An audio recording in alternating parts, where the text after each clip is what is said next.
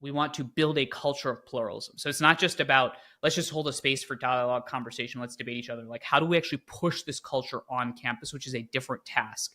It's and a culture of pluralism, I feel like pluralism gets tossed around an awful lot these days. What do you mean by pluralism?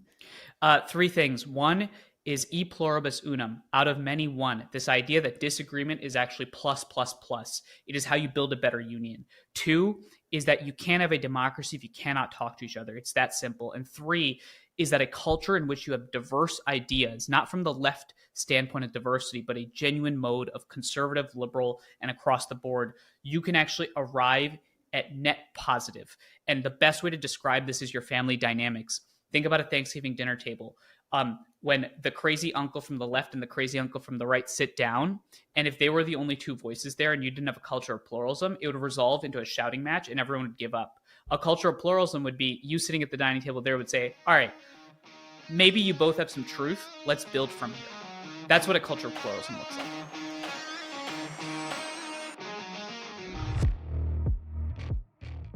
Today, I'm joined by Manu. He is the CEO and co-founder of BridgeUSA. It's a nonprofit with chapters on 93 college campuses where students gather to talk about their political differences constructively. Manu, I'm so glad to speak with you today. Thanks for your time. Julie, thank you for having me on. I'd say being welcomed on a podcast to be uncomfortable is exactly what we need right now. So I am ready to be uncomfy with everyone listening. Well, let's dig into the big uncomfy thing that so many of us are grappling with right now, and that is the death, the assassination of Charlie Kirk, and the response and the aftermath, and how to grieve as a nation, and also how to respond in a way that's productive. So interestingly, Charlie Kirk, through his organization, Turning Point USA, was also focused on the same group of people, college students. Of course, we know he was assassinated on a college campus during one of his public debate interaction events, actually just a few miles from where I work here in Utah. So I'm curious what you have seen from college students in the last few weeks, the college students you work with. Well, I think what made the tragic Charlie Kirk assassination so poignant, and I've been trying to really think about this, is twofold. I think one is a lot of people on the left underestimate how powerful he was as a figure for young conservatives in particular. And I think the second is that he was shot under a poster that said, "Prove me wrong," while he was actively having a conversation with a student. And I think the assault on Charlie's life was not just an assault on Charlie. I think it was a bullet and an attack on the very mission of conversation and dialogue, which is the thing that myself and my fellow young people at BridgeUSA have been advocating for years, frankly, but especially in the last 2 weeks.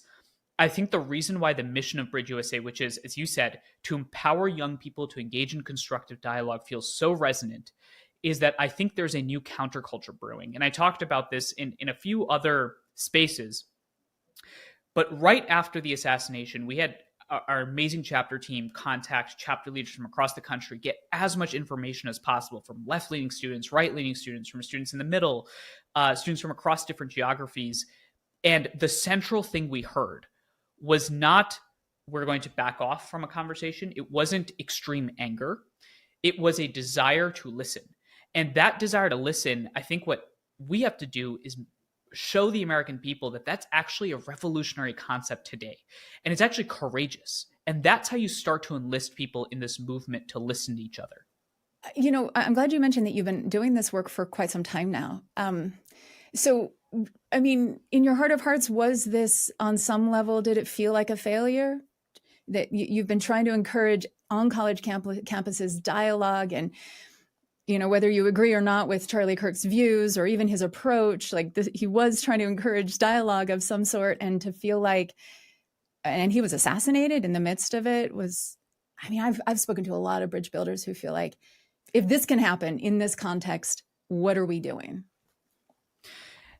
You know, I deeply disagree with Charlie oftentimes on the ways in which he showed up to campus and the form and style, but I tenaciously respected his purpose. In fact, we had met a few times in the past, and the way I describe it is two rival sports teams, and not red and blue. Rival in terms of form and style, bridging versus ideological engagement, right? And in every one of those conversations, and as I've listened to him over the years, the spirit in which he operated is sort of the same spirit that I think animates activists from across walks of life, and I think it's something that the left and right can unify on.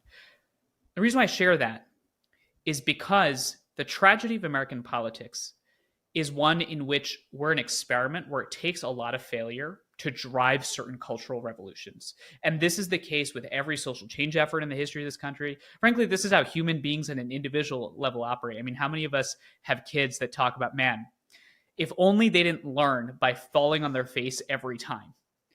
And here's the thing. Last week, I was in DC speaking to a group of philanthropists, and I do share one frustration, which is that the problem with a lot of people that support work around dialogue and engagement is that for the longest time, they've had this attitude that there's a lot of short-term threats, whether you're on the right and the left. I mean, folks that are listening to this can relate to this. There's a threat to free speech if you're on the right. There's a threat to immigration if you're on the left. There's a threat to identity, whatever the case might be.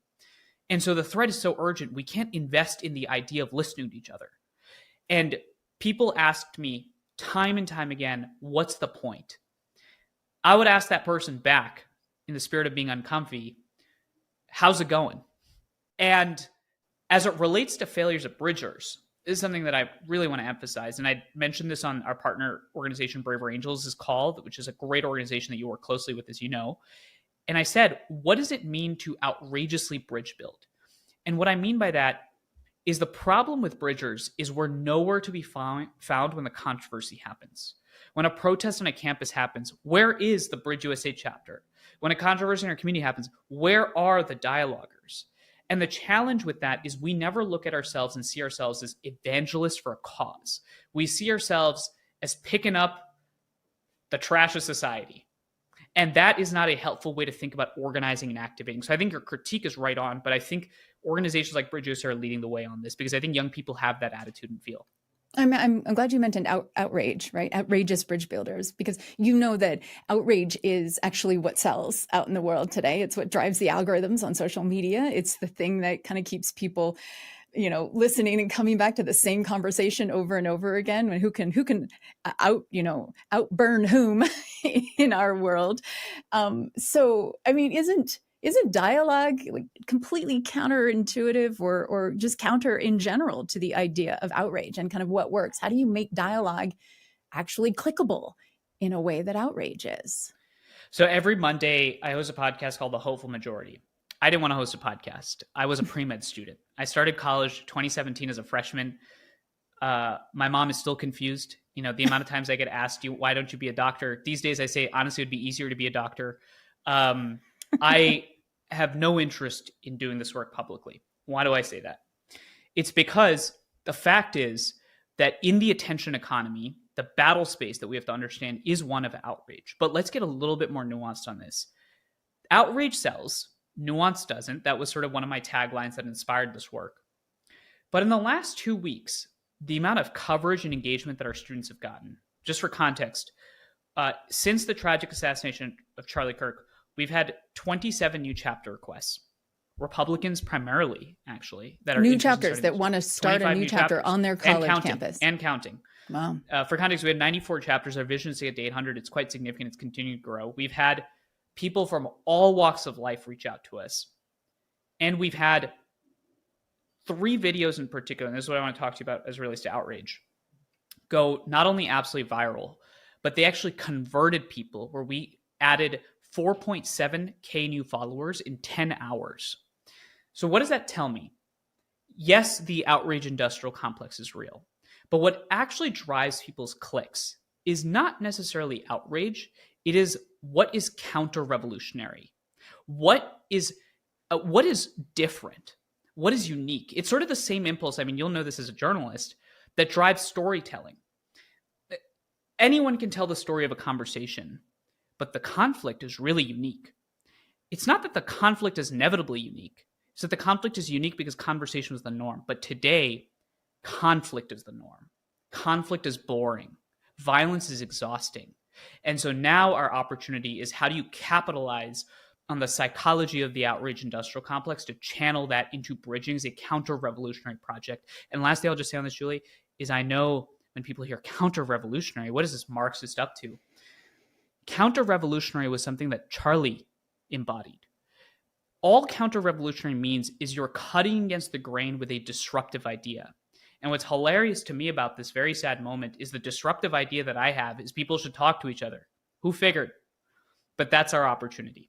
Describe one of these videos that went viral and actually converted people. So what was it? What was the essence of it? I want to give a big thank you to our lead content creator and marketer, Adam Calder, who has been working with our team. He was a president of the Jacksonville University chapter, a student just like myself, came on board full-time last year, and he had this really smart idea. There was a student at our University of Pittsburgh chapter, Julie, that was speaking to Charlie Kirk when Charlie Kirk and Vivek Ramaswamy came to one of their Prove Me Wrong events at the University of Pittsburgh. And the student, Rachel, comes up to the stage in front of Charlie and says, I disagree with you, but my friends are standing right behind you. I see that you're here for a desire to debate in the marketplace of ideas. And I lead an organization called Bridge Pittsburgh, which is a chapter of BridgeUSA. And my job is to disagree with you civilly. So while I might disagree with you, this is what we need. And that interaction just went absolutely viral. 40,000 likes on Instagram in, I think, 7 hours. 4.7 thousand new followers added. And if you go to the comment section usually around bridging work is, this stuff is nonsense. This guy, all he cares about is kumbaya. These are the activists of tomorrow. And that's how I think we're going to hack the algorithm. It's because people don't actually follow outrage. What they follow is what is unique and different. And people for too long have taken bridging for granted. What do these meetings look like on these college campuses then? A bridge chapter gathering. This is how a chapter usually starts. One student, one faculty member, one student reaches out to us. They say, hey, we're incredibly passionate about building a chapter. We want to have dialogues and conversations. But here's the key thing. We want to build a culture of pluralism. So it's not just about, let's just hold a space for dialogue, conversation, let's debate each other. Like, how do we actually push this culture on campus, which is a different task? And a culture of pluralism, I feel like pluralism gets tossed around an awful lot these days. What do you mean by pluralism? 3 things. One is e pluribus unum, out of many one. This idea that disagreement is actually plus.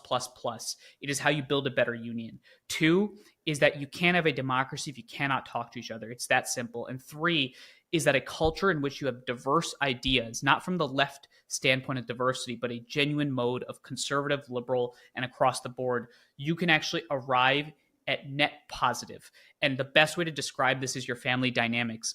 Think about a Thanksgiving dinner table. When the crazy uncle from the left and the crazy uncle from the right sit down, and if they were the only 2 voices there and you didn't have a culture of pluralism, it would resolve into a shouting match and everyone would give up. A culture of pluralism would be you sitting at the dining table there would say, all right, maybe you both have some truth. Let's build from here. That's what a culture of pluralism looks like. Got it. So BridgeUSA begins with, we want to open a chapter here to encourage a culture of pluralism on Pluralism campus. and bridging on campus. Student reaches out. What our amazing chapter team, which are ex-chapter leaders, they'll step in, they'll train that student across how to host these conversations, how to host these dialogues. They'll then work with a faculty advisor and administrators on campus. They'll recruit 5 to 6 other students. They'll do 3 things. The first is every 2 weeks, they'll host a discussion. It's not meant to be high attendance. It's just a place for people to just practice the skill, consistently show up. They have 4 norms of discussion. These norms of discussion drive how a student shows up in that conversation. 2 is they'll partner with university chapter leaders, presidents, college administrators, folks like yourself that might have radio shows and podcasts affiliated with their campus and really amplify their voice. And 3rd is what we call, outrageous bridge building. Like, how do you work with the Turning Point USA group on campus? How do you work with the college Democrats? How do you become the biggest lunch table in the lunchroom to actually drive these conversations? All we are doing is calling back to fundamental American ideas, but we're doing it in a robust and exciting way. And I think the American people are ready for that. And what are these ground rules? What are the 4, what did you call them? The norms? The norms because it seems of like that's discussion. probably really important, right? That it's not a free-for-all when you show up. This is all about social permission. We want a permission structure that guides our conversation. So if you show up in a room where the goal is combat or winning, which again was what Charlie used to do, and that's something that I think is time to now think about, is that the right approach? Our approach is it's not about winning, it's about understanding. If you can understand why the person opposite from you disagrees with you, you understand at a values level how to reach the other person. And I think that is profound because, frankly, at this time, no one is winning in 10-minute debates. It's just not going to happen. It's just not where we exist. So 4 norms of discussion were created in Berkeley in 2017 to drive these conversations. 1 is you listen to listen, not to respond. 2 is you respond to the argument, not the person. 3, which is very simple, is don't interrupt or have side conversations, which, by the way, in some ways is the rule that oftentimes gets enforced the most because it reflects trust. And 4, this was the most controversial one in the early days, but I think it's very powerful, is people represent only themselves, not broader social groups or identities. So if you're a student at BYU and you are a member of the church, you might show up in that conversation as a member of the church, but for the purposes of this conversation, you're here as Bob or Bill or Michael, not the representative of the entire church. And the reason why that's important is because too much and too often we take individual disagreements and broaden them out to groups. So I represent all Indian Americans in the United States. And then it just becomes polarizing. So I guess the thing I've been wondering lately, Manu, is can any of this actually work to bring down the temperature and hopefully avoid further political violence like this if the loudest voices are not on board? You know, whether it's broadcasters, pundits, influencers, top political officials are interested more in winning than they are in understanding. You're the expert here. Why do you think they're interested in that? In winning, because I think there's a lot at stake, because I think politicians want to win elections. Yes. Pundits and influencers want to win clicks. That's right. It's all about incentives, which means that you, the listener, have a much, much more powerful position in the equation than you think you have. They used to say, vote with your feet, like with your temperament, share with your temperament. Tomorrow, if the broadcasters notice stories like ours and yours and what people like Monica Guzman, Mari Giles, Brave Angels, other great organizations are doing across the country, saw greater attraction and interest, they would do that. It's all an incentive game, which is why recognizing that we live in the outrage industrial complex, which very simply means outrage drives money and influence, is not about actually ignoring the reality you just posited. It's one about how myself as a leader in this space can think about how to more effectively articulate and win in the zeitgeist by showing up, by having these conversations in the immediate moment. That's why we had, I think, 20 or so events planned in the immediate aftermath of the assassination. And this wasn't just after, this was after the Israel-Palestine protests. The second thing is you as the consumer control the incentive structure. All of that to say, you absolutely do not need the loudest voices on board. And the reason why you don't need the loudest voices on board is because the loudest voices actually represent a very small slice of the American people. It just happens to be the most active slice of the American people. I talk about this often, the power of 10%. 10% of all users on Twitter post 80% of content. 10% of the electorate shows up in each primary election, which means that in a town of 3,000 people, 300 of them are dictating what happens in our politics. So my job is actually how do you empower and activate the silent majority? And this is where I take a lot of inspiration from Charlie Kirk, is he understood how to do that, the conservative silent majority, because he faced the same problem as it relates to college campuses in 2012, 2013. So it's totally doable. It's a question of recognizing what your power is in this moment, and you are not powerless. In fact, you have the power to flip incentives to point towards pluralism and nuance. Manu Meal is the CEO and co-founder of BridgeUSA. It's a nonprofit. They have chapters on 93 college campuses and counting, where young people meet to have constructive discussions across their political differences to promote a culture of pluralism. You can find out more at bridgeusa.org and also check out Manu's podcast, The Hopeful Majority. Thanks so much for taking time today, Manu, and for the work you're doing.